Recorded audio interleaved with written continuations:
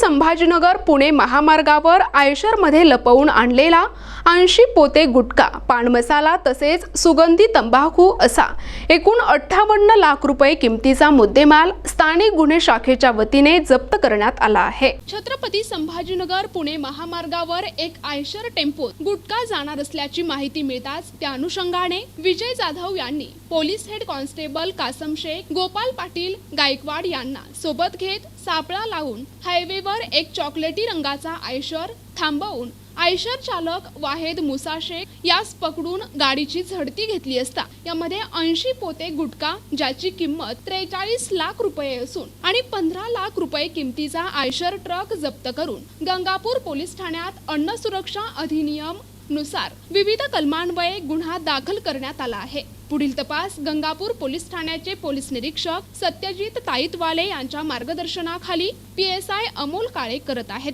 प्रतिनिधी रमेश नेटके, NTV news Marathi, Chhatrapati Sambhajinagar.